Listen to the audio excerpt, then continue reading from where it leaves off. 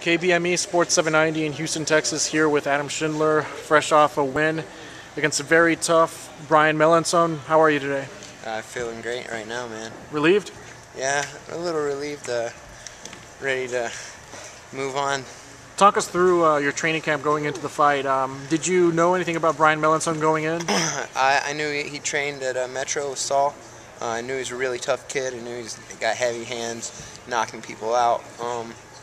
And I just knew he was tough, man. I knew he was a tough kid. All those kids from Metro come to bring it. He's with Paradigm, a new camp now. I forget how to say it, but I know he trained with Metro, and I knew all those guys are all tough. All those training partners, Gonzalez and all those guys.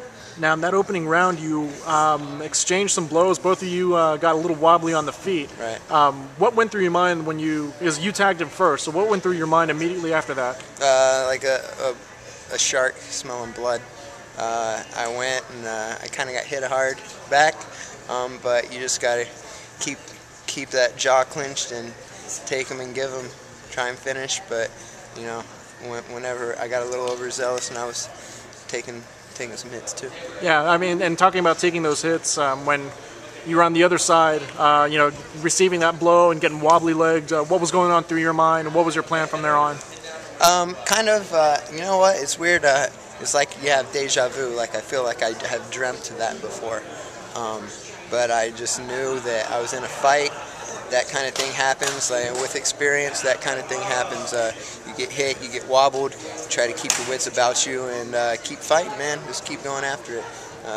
Keep that jaw clenched, chin down. Which I don't know how good of a job I did with that, but good enough. And when you opened that cut in the second round, I mean, were you surprised by how big the cut was, or? When it first happened, I felt my elbow get through, and I felt it land pretty good. I didn't see the blood until, you know, a few seconds later. Like when it first happened, I was like, "Oh, that landed perfect." But then whenever I pulled back up, I was like, "Man, he's not bleeding." And then 5 seconds later, it was rushing. So I was pretty happy about that. I saw it open up, and when it first happened, that's what I imagined it would happen. It would open up like that. It felt clean. Adam Schindler, fresh off his decision win against Brian Melancon here at Bellator 20 in San Antonio. Thanks for the time.